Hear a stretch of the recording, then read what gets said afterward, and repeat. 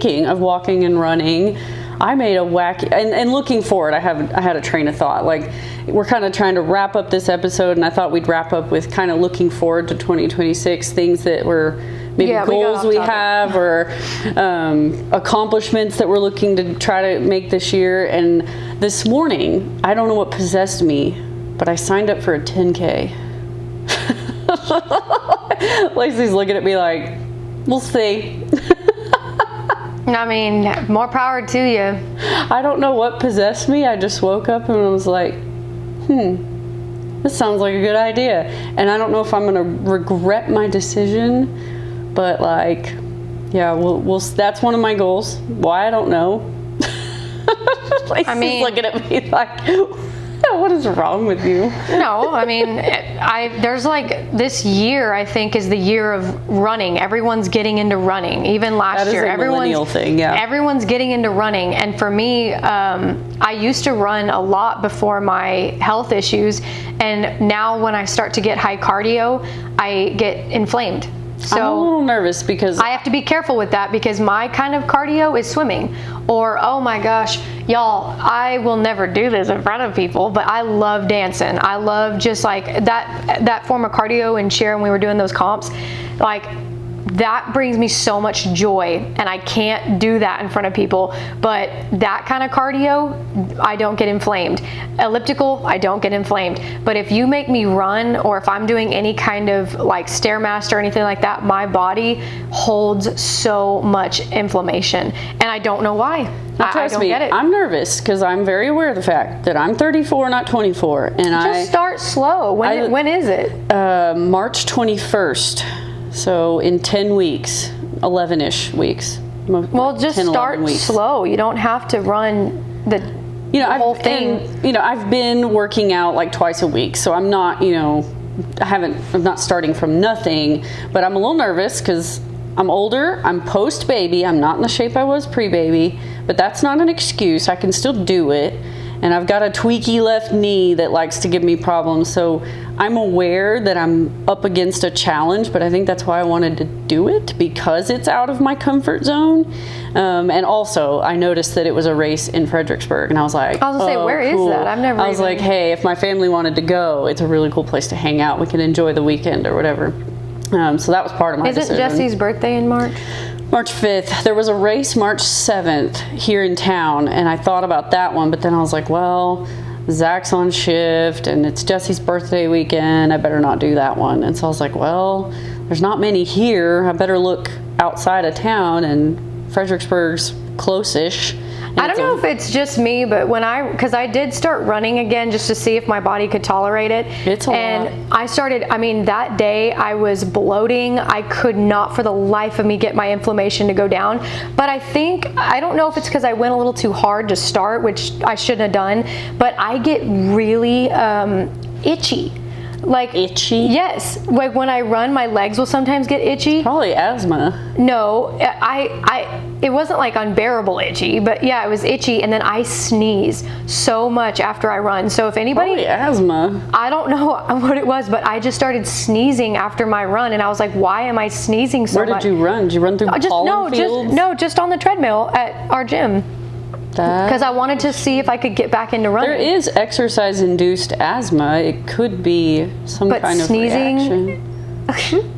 That I don't know, but there's got to be an explanation. So I'm not the only person that has itchiness and sneezy after running. Exercise is not a one-size-fits-all. If running doesn't work for you, Lacey likes Pilates. It's very low impact, very low cortisol. It's so good for your joints, your muscles. I have had more hip flexion than I did bodybuilding. Like, it was night and day difference to see that my body wasn't holding on to water weight because it was stressed. It was now, I would wake up and I would see my abs, and I was like, all I did yesterday was reformer. And I mean, if that's your body type and that works, then go. But I wanted to get back into cardio. I wanted to try it again. Join me. If I do it, I'm not running as fast as you. I have never run 6 miles in my life. That's what's so funny about this is a 10K is roughly 6 miles. I've run 4. I was gonna say maybe we run 5, like 4, but I don't think I've ever run 6. Like, that's so sad to say because I'm like, we're a fit family. We're really fit, and we've done a lot of like, you know, HIIT workout stuff and bodybuilding. Functional training, but as for far sure. as distance running, no one's really touched that yet. I swear, if you're gonna turn into a turkey trot runner, I'm not hanging. Like, Thanksgiving is for big backs. If you run on Thanksgiving, good for you.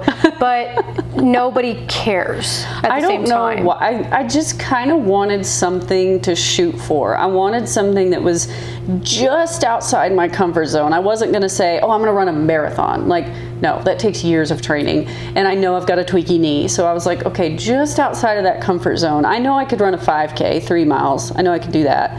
Probably. I don't know. I shouldn't be cocky. But start slow. Do like a mile a day. Yeah. And like even if you go on up to Pinterest, you can like look up running plans to get you to a 10K. I think someone did say if you're starting to get into running, get your feet. There's like an analysis, a foot analysis thing for shoes, and I would highly recommend that because when I started running during our first show, right there, I was in so much pain. I was in so much pain because I had the wrong shoes. Lacey's exactly right. When I was running a lot in law school, I lived in San Antonio, and they have a Fleet Feet, and they do running and gait analysis, GAIT, gait analysis, and they did that for me, and I work really well in Brooks Ghost shoes, or these current ones I have, these are Hoka's.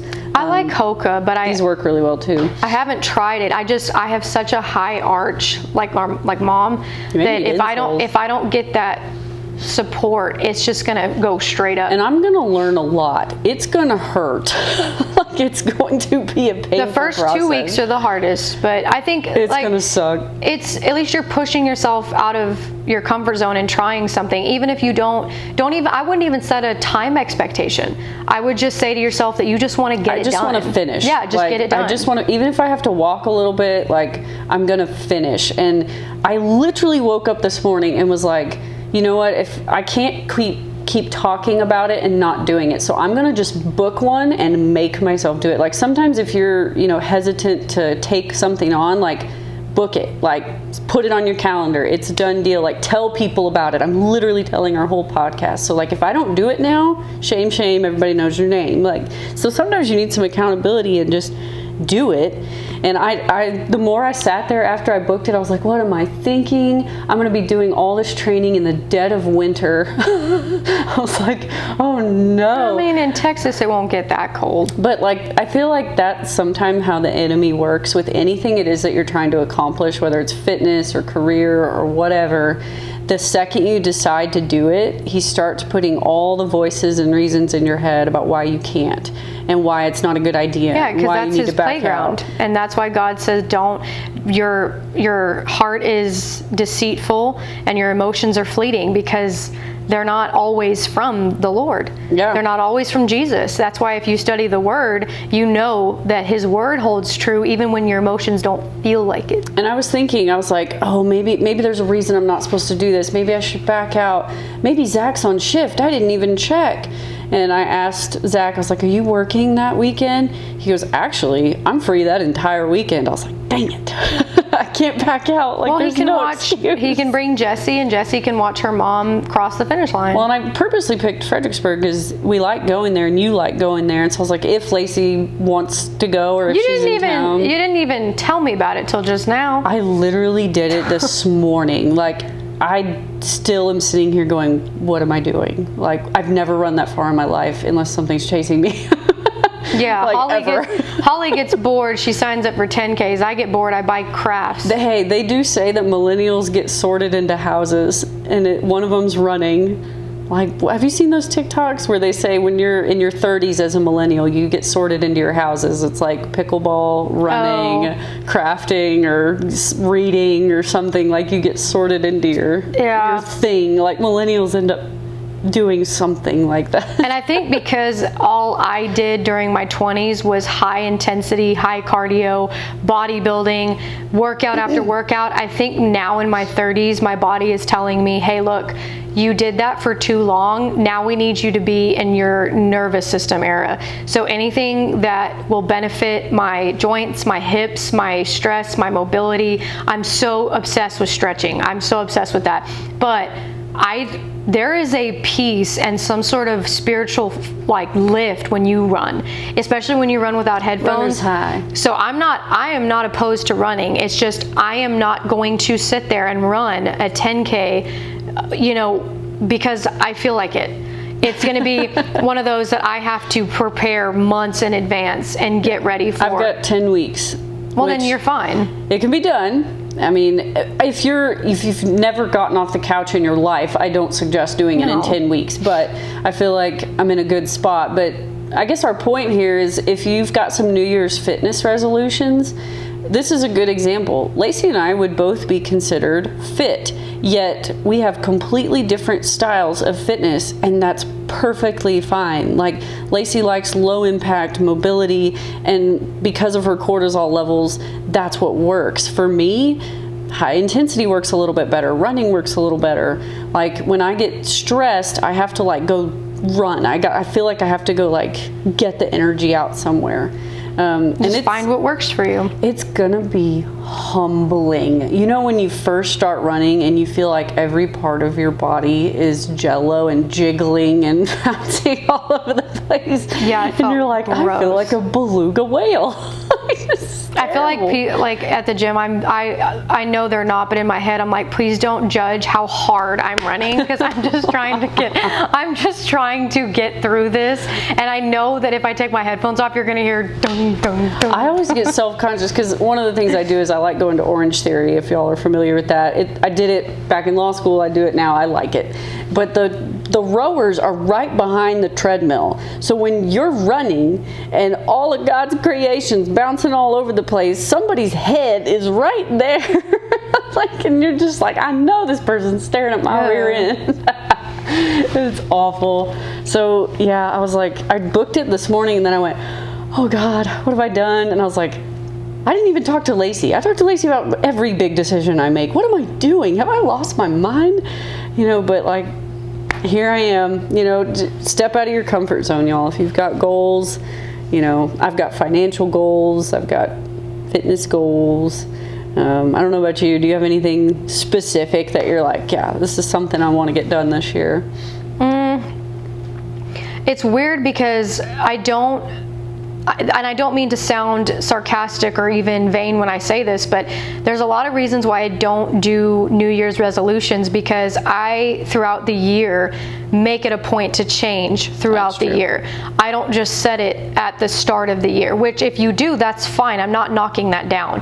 But me personally, I change consistently and I grow throughout the year so much that when the new year comes around, I'm like, what's the hype? It does not have to be January 1st. I'm like, what's the hype? Yeah. But I will say, one of the things that I have told myself that could be a resolution is I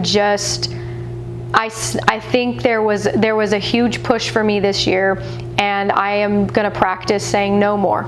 Like, I have always bent over backwards. I've always put myself in situations that cause me to be extremely stressed out, and I say yes to people that don't really deserve my time. So I've just made it a pact to myself to just say no.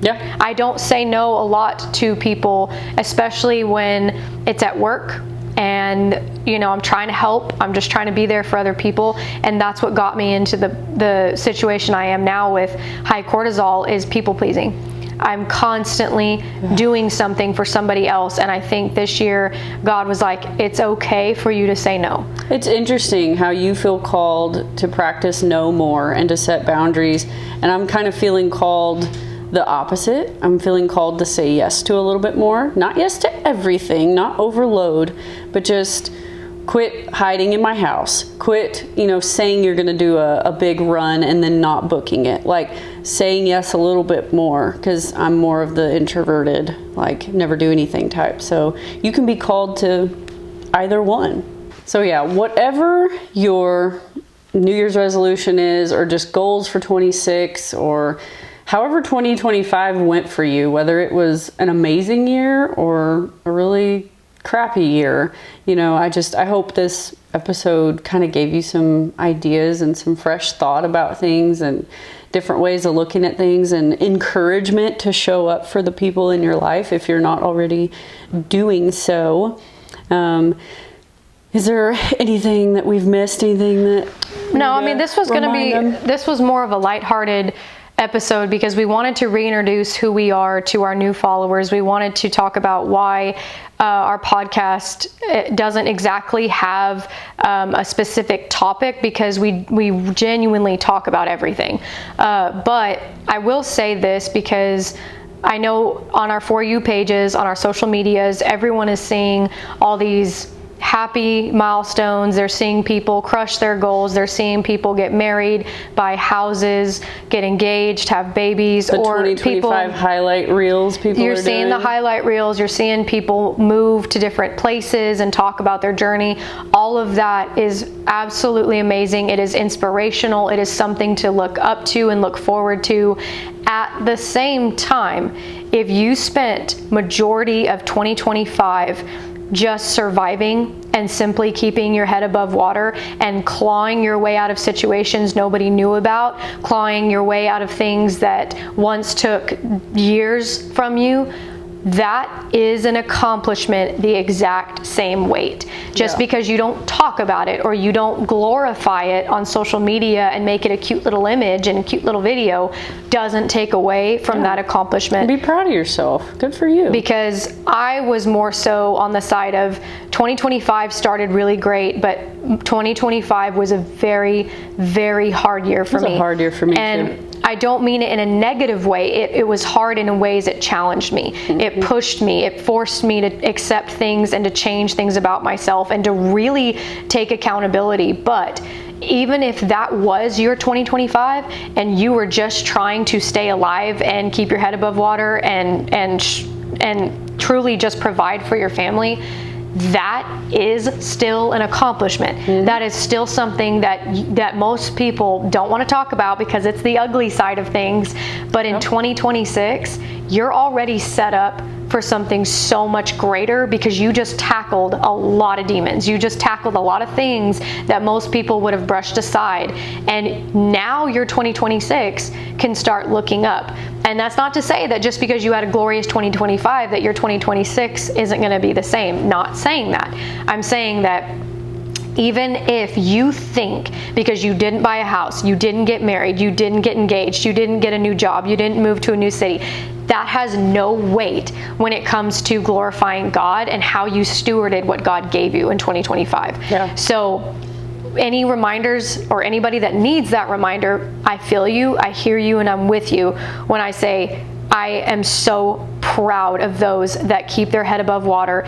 They don't talk about it, they're struggling, and they don't let it keep them down. Yeah, I always get a little bit excited when I've had a really, really hard year. And that sounds weird, like what? I'm like, okay, like in a pattern in my life that I've noticed walking with God is like if I've had a really rough time and a refining period where he's working on something in me, it's usually like, hey, I'm about to level you up. Like I had to prepare you first, but now you're ready. So here it comes, so it kind of get excited. If you've had a hard year and you fought bravely and you got through it, you might be about to level up. Who knows? Like, just get ready for it. Because I just noticed that on my For You page, it was nothing but people bragging about their year, which they should do. If you worked your butt off, heck yeah, talk about it. Inspire other people to do the same. Use your stewardship well. But at the same time, if you're looking at this going, oh my gosh, I'm a failure because I didn't do this, or I'm a failure because I didn't get this promotion, or I didn't move to this. No, that's that comparison thing. Once again, it's a reminder that if your goal, or if you just tried to keep your head above water in 2025, you are still ahead of the game. You are still in your own path. And like I read something somewhere that was like, God didn't just take away the Red Sea, he parted it. So even if he can't take away your problems like you want, he's going to help you find a way through it. Yeah. And in 2026, I'm already in a mindset that is very different than 2025, but I'm not going to squander it. It's going to be one of those things where I am moving slower, I'm moving more calm, but I also, I'm so content and whole in knowing what God has for me and trusting that even if it doesn't turn out the way I hope, I'll still praise Him, that I'm not as worried as I used to be. Yeah. But I do want to make sure that what He blesses me with, that I give back. I want to give that to other people as well, somehow, some way. But 2025, I will admittedly say, it kicked my butt. 2025 was very hard for me too, especially in the realm of, and I know we're trying to wrap this up, so I'm not going to go into a long saga about my whole year, but like especially in the financial realm, and I think a lot of people echo that sentiment. Like, it was a very hard year because I wasn't working from January to August, and then I was working from August till now, but when I started working, my husband stopped working, and there's a whole story behind that. So it feels like just income wise we were always like fighting for our life, but we made it. We're here, we're gonna be fine. And sometimes all you can do is enjoy the current day. Like, just enjoy the current day that you've been given and think about the rest of it later. Like, just don't get so bogged down in 5 years from now that you're not enjoying the current. Well, and it helps to, when you think about being in your word and finding rest in the word, it does make more sense when you start to read the Bible and you start putting those words into your mind rather than your own fear. Like, one thing I tell myself when I start to getting anxious or I start to worry about my future, I always tell myself about when Jesus went out on the boat with His disciples and they were trying to fish, and there was that big storm and they were all panicking and freaking out. He's asleep. And He's asleep. Jesus was not worried one bit. So when we're panicking and freaking out, He's probably sitting there going, why are you freaking out? Like, what are you doing? Because He even told them, He was like, why are y'all being like this? You guys know who I am. Why don't you have faith in me? Unbothered. And so, again, from the neuroscience background, because that is my background, I have a master's in it. Your brain does not know the difference in the reality of what you tell it, and technically your eyes aren't things that see, it's your mind. Your mind sees. So what you tell it becomes, what you live becomes, and it's your own voice, it's your own toxicity, if you will, that poisons your brain. And even with fear and excitement, your body's nervous system doesn't know the difference. It's the exact same emotion, but we put the weight behind what story goes into what category. My holistic doc and I talk about that a lot. She says that if I pick this cup up, that requires cortisol. If I am worried, that's cortisol, but your body doesn't know the difference. It's cortisol. So like everything you're doing, every movement requires stress, technically, but your body doesn't know the difference between mental stress and like just picking this cup up. So that's how sometimes we get overloaded, and I won't go into that whole thing, but like, it's exactly what you're saying. Your body doesn't know the difference, but your mind is powerful. Like, if I'm out there running and I'm 4 miles in and I don't think I have anything left in the tank, I promise you, if a big mean dog starts chasing me, I'm gonna find something left in the tank. Like, your body can do it if your mind convinces itself that it can do it. Like, and we cut ourselves short so much just because we talk ourselves out of things. But in 2026, let's just show up for people better. Say yes where you need to, say no where you need to, and just do your best. I know that sounds like so simple, but like, God, we're all just out here doing our best. Give each other some grace. Well, and honestly, we're not living, when you quit living for this world and you start putting God at the forefront of every thought, you don't tend to fixate on the things you used to. Like, my peace came from knowing that when I die, He's not going to ask me if I visited a customer enough or if I paid my taxes. He's going to ask me, did I give back to my community? Did I help those that were struggling? Did I help those that were suffering? Thank God I got through my depression and I didn't take my own life. Like, that's what He's going to ask me. So find comfort in knowing that, yes, even though we have things to do in this world that require us to struggle a bit, it's what we do with those struggles. It's what we do with how we praise Him even in the storm. And that, to me, is my biggest advice for 2026 to anybody that can't figure out how to get out of their depression. tell yourself that all of it is not going to matter unless you learn that how you're stewarding it is what he's actually looking at. I don't give a blip what the government's doing right now. It stresses me out. I care more about if I'm not reading my word and acting with the love of Christ that he has given to me, I'm not getting into heaven. Yeah. I'm not getting into heaven. And that set my mindset for even at work. If something wrong happens, I can sit there and stress about it and let it eat at me, or I can say, okay, how can I use this for God's glory? How can I use this to make better for him? And I promise you, you start changing that mindset and say it out loud, y'all. Your brain will hear it and it'll physically change the structure of the neurons. We've seen it. Start saying stuff out loud, repeat it over and over, and you will see your life changes. Yep.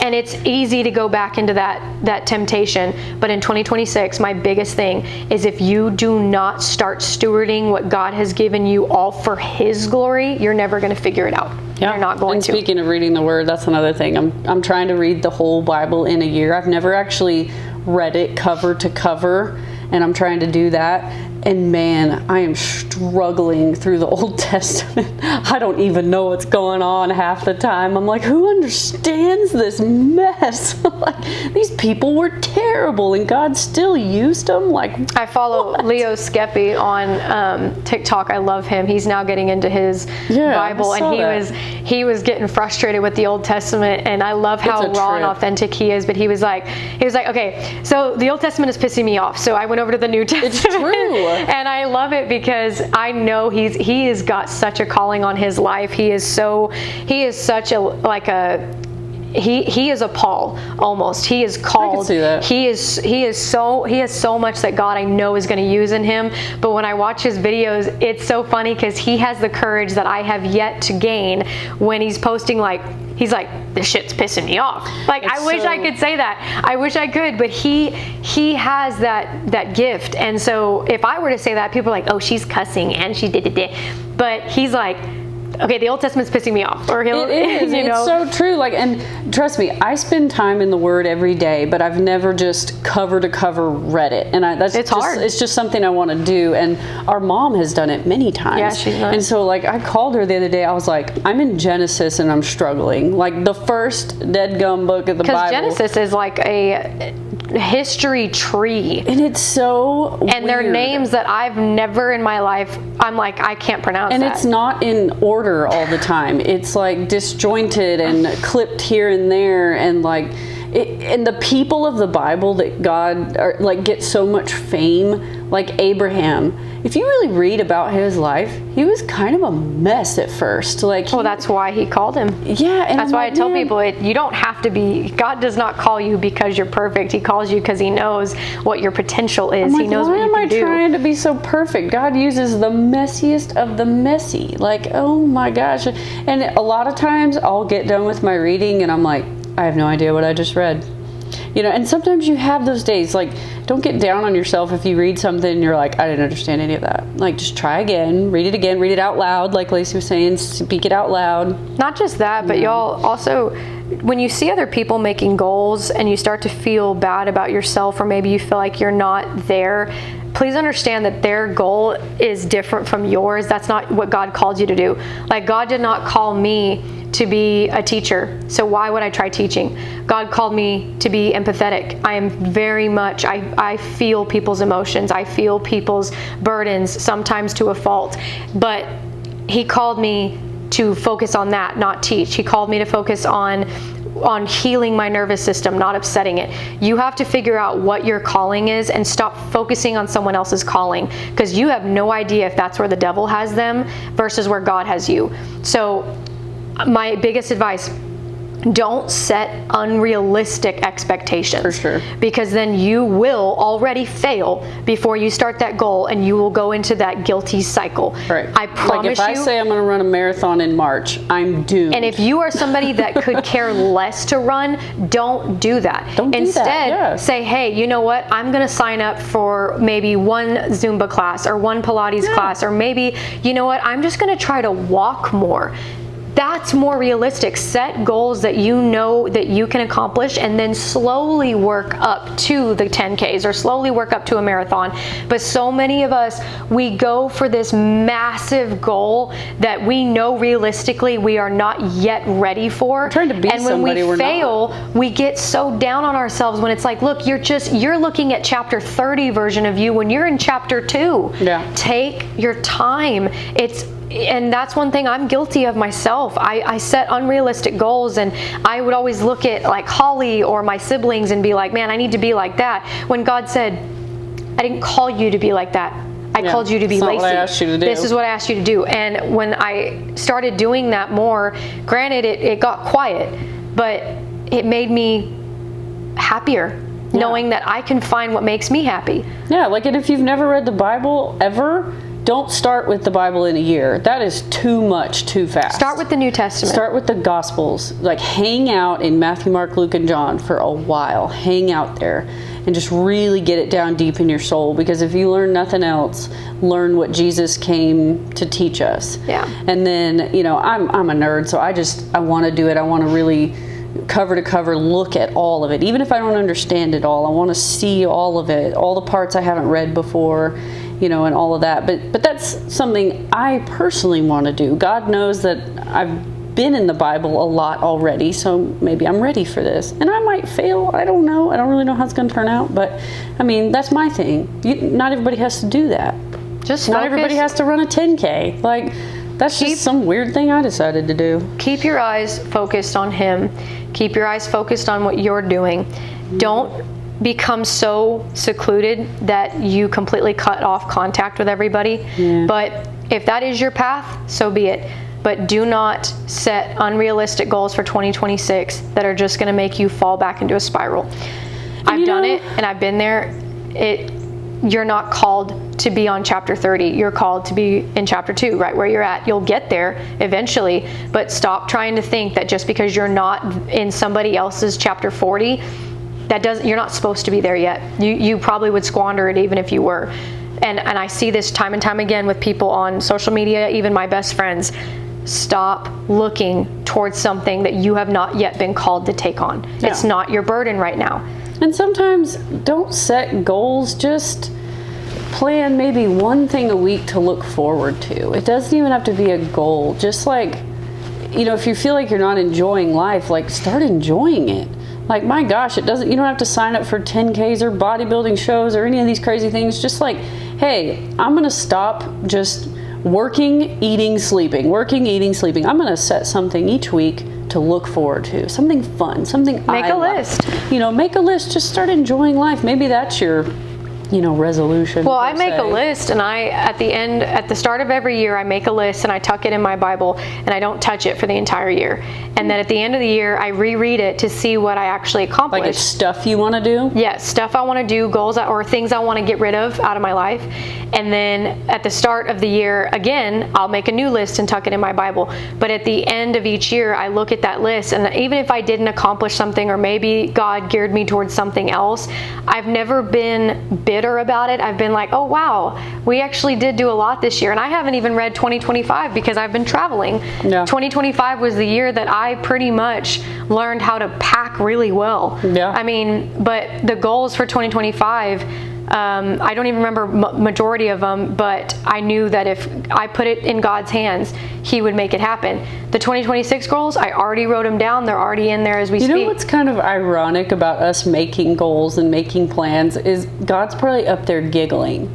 Like, He's like, that's cute, but like, here's what I've got planned. You know, and sometimes He's totally in line with the things you want to do. Like, if I want to run this 10K, God doesn't have a problem with that. Like, go run the 10K. I don't think He cares one way or the other. But like, sometimes it's just saying, you know what? I'm surrendering my plans. You know, I'm just going to be open to whatever God wants to do through me this year. Like, if you can't think of a certain goal, just be like, you know what? I'm just kind of open. Whatever you think you want to do, God, let's do that. Well, I know people say write your goals down and look at them every day, but I also will disagree with, I used to do that. I say that, y'all, I don't say anything unless I've done it myself. I will say that I used to do that, but it also kind of harbored more guilt and more shame because when I couldn't stick to it or it didn't turn out the way that I hoped, I was down bad. I was down on myself. I made myself, because of how I am. I'm a type A perfectionist. I was really down bad. So now my lists, when I say I tuck them in the Bible and don't touch them, I don't touch them, because I make a list hoping I can conquer those things, but I also pray over it and I give it to the Lord, because at the end of the day, my life is His. So even though I have all these lists, I'm not going to look at it every day and stress myself out. Do you remember what you even put on there? There's a few things I do remember, but then there's Isn't that funny how they were so important a year ago, but now a year later, because you barely remember all I know of them? my brain and I know how it works, and God does too. However, He knows that too, so He makes sure that I don't fixate on my emotions and on my heart too much. But me putting it in my Bible rather than looking at it on my mirror like I used to all the time, it's now made me realize that those goals will happen when God says so. So even if I've tucked it away and I've prayed over it, and let's say one of the goals never happens, then it wasn't meant to. It was not in His plan for me. And I'm totally content with that, because I'm tempted sometimes throughout the year, I'm tempted to check, but then I'm like, no, that's not your plan. Quit getting ahead of it. Sometimes I even, like, if I set a goal, sometimes I almost feel bad announcing it, because I never want people to hear that and feel behind or feel like they should be doing it too. Like, I don't want to be that person. Like, if you see something I'm doing and it motivates you or inspires you, great. But I never want something I'm doing to make someone feel less than. Yeah, but you can't control that. If they feel that way, then they might need to take some time to themselves, and they might need to ask themselves why your success is bugging them. They need to take accountability. And that's so funny, like, because, gosh, I have fumbled and stumbled so many times in life. If people, really got the time to know me, they wouldn't feel bad. Like, at all. Not even that. I think some people feel as if they deserve to be where a successful person is at, even when they've worked hard for it. But they forget that sometimes what they're working for would be the one thing that destroys them. And I myself have been bitter about this too, is when I saw other people getting married and getting in relationships after I have prayed for that, and I've sobbed to the Lord about that. And He was like, you have a different calling on your life, and you're not even trying to figure it out. So when I took this past year, and even the last 5 years I've been single, to do that, you have to understand that just because someone else is successful, that doesn't take away from your success. Your success is different. And again, comparing. It is the root of all evil. It is the thief of joy. It is toxic. And even I do it sometimes. I find myself comparing, and I go, hold up. I don't know her or his story. Focus on what you have. Focus on what the Lord has given you. And I have to turn my phone off, or I have to turn the TV off or something, because I do it all the time. It's easy, y'all. It is easy to fall into that jealousy, because we are humans. It's easy to do that. But keep in mind that when you know Christ and the way that He teaches, you have to understand that your bitterness, flesh it out. Figure out where that bitterness is coming from. Stop blaming other people for their success, and start asking yourself, if that's something you really want, how do you get there? Like, why does it bother me? How do you work towards it? Or if you do see someone that's successful and it's making you jealous and bitter, maybe say, okay, why am I jealous and bitter at this person, or am I jealous and bitter because I have yet to work for it? Yep. Because sometimes you got to call yourself out. Oh, all the time. But the sooner you get that in your head, that it all goes, and I'm pointing at Holly's Bible, that's why I'm looking over there. It all goes through that one book. It goes through that word. Your life will get so much easier to figure out. I'm not saying it takes away your problems. It makes the problems easier to handle. And like I said, I'm reading it cover to cover this year, or attempting to. And see, I'm not even going to set that goal, because I know I can't stick to it. Don't. And that doesn't make me a better Christian. It doesn't make me a better Christian, because I can read it from cover to cover multiple times, but if I'm not out there living it and loving others well, then it doesn't mean crap. Like, it doesn't mean anything. I'm just doing it because I'm the intellectual nerdy type, and I just want to read it all, just because. It has nothing to do with my salvation. Like, your salvation is not tied to whether you can read the Bible in a year. It's just not, that's not how it works. God never put in there, oh, if you run marathons and if you run 10Ks and if you make this much money a year, that's what gets you into heaven. Like, no, like you're just saved because he loves you, and that's He it. just wants a relationship with you. Yeah. But at the same time, if you want to be like Christ, you're going to have to die to yourself. Oh yeah, for sure. So it's going to cause some issues, but I mean, I'm beating a dead horse, but my biggest advice would just be to focus on him. If once you set aside yourself, you truly realize you're the only person in your own way. Mm-hmm. That's it. For sure. And this has been a really good discussion, y'all. It will, you'll probably know this ahead of, like, before you even hear me saying these words, but it's probably going to get divided up into a part 1, part 2 for January, and then, we will kind of see y'all back in February. But for now, that's a look at our 2025 and kind of looking ahead to 2026 and where we're at, and I'll try to keep y'all updated on the whole running thing. I might end up roadkill on the side of the road. Lacey have to come pick me up. I don't know. We'll see how it goes. But yeah, any last thoughts or anything like that? No, I'm looking forward to what this year has to bring. I am too. I just get a good feeling about the year. I hope I'm not wrong. But I just feel like turning 30's got to be something. There's got to be something cool about that. We'll see. Yeah, we'll see. We'll let y'all know what we actually end up doing for Lacey's birthday once we get that mapped out. That'll be fun. But until then, go to social media. Go to TikTok, Instagram, Facebook, and interact with us over there. That's where you can get some day-to-day interaction in between podcast episodes. And we will see y'all in February. Bye.